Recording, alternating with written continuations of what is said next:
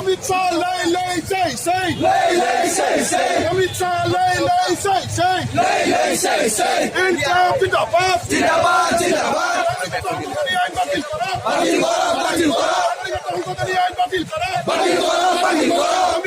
lay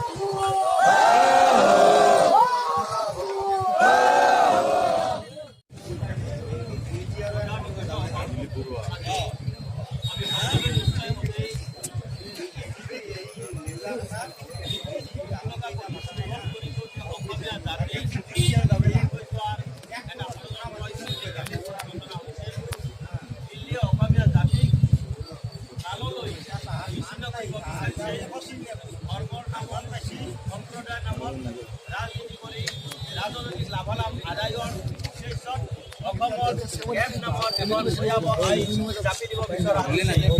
এই আইনখনৰ জৰিয়তে ইতিমধ্যে শাসকীয় গোষ্ঠীয়ে কৈছে যে অসমীয়া জাতিৰ বিঘ্নিত নহয়, অসমীয়া জাতিৰ সুৰক্ষিত হ'ব। কিন্তু আমি তেওঁলোকক সুধিব বিচাৰো যিসকলে এই আইনখনৰ যাৰ জৰিয়তে অসমৰ শাসনভাৰ তেওঁলোকৰ হাতলৈ নিব বিচৰা হৈছে আৰু তেওঁলোকৰ হাতলৈ ইয়াৰ লগে লগে অসমখন কি হ'ব, অসমীয়া জাতি কি হ'ব, আমাৰ ভৱিষ্যত কি হ'ব, আমাৰ ভৱিষ্যত প্ৰজন্মৰ ভৱিষ্যত কি হ'ব, এই কথাখিনি আমি ভাবিবৰ হ'ল। আৰু সেইকাৰণে এই আইনখন কেব নামৰ এই আইনখন অসমীয়া জাতিৰ কাৰণে, সৰ্বস্তৰৰ জনসাধাৰণৰ কাৰণে, আমাৰ ভৱিষ্যত বংশধৰৰ কাৰণে অতিকে ভয়াৱহ আৰু ই বিপদজনক। আৰু সেইকাৰণে এই আইনখনৰ বিৰুদ্ধে সৰ্বস্তৰৰ জনসাধাৰণ এক হ'ব লাগিব, একত্ৰিত হ'ব লাগিব, ঐক্যবদ্ধ হ'ব লাগিব। দল মত নিৰ্বিশেষে আমাৰ প্ৰথম পৰিচয় হ'ব লাগিব আমি অসমীয়া, আমাৰ পৰিচয় হ'ব লাগিব আমি অসমীয়া। তাৰ পিছত আমাৰ ৰাজনীতি, তাৰ পিছত আমাৰ অন্যান্য চিনাকি, আমাৰ প্ৰথম চিনাকি হ'ব অসমীয়া। আৰু যদি অসমীয়া হিচাপে আমি আমাক নিজকে চিনাকি দিব নোৱাৰো, নিজকে আমি চিনাকি দি নিজৰ পৰিচয় আমি বৰ্তাই ৰাখিব নোৱাৰো, তেনেহ'লে এইখন অসমত অসমীয়া জাতি ভৱিষ্যতলৈ নিশ্চিন্ন হৈ যাব। যিটো ত্ৰিপুৰাত হৈছে সেই অৱস্থা আমি অসমে বিচাৰিম নেকি? অসমৰ জনসাধাৰণে সেই অৱস্থা বিচাৰিব নেকি? আৰু নিবিচাৰে কাৰণে আজি ৰাজপথলৈ হিলদল ভাঙি জনসাধাৰণ বিভিন্ন সংগঠনৰ আহ্বানত ওলাই আহিছে। আজি ইয়াত পাঠশালা আঞ্চলিক ছাত্ৰ সন্থা আৰু অসম জাতীয়তাবাদী যুৱ ছাত্ৰ পৰিষদৰ আহ্বানত এনেদৰে ইয়াত এই জোৰ প্ৰতিবাদী সমদল ৰূপায়িত কৰা হৈছে। আৰু আমি আশা ৰাখিছো এই প্ৰতিবাদী সমদলত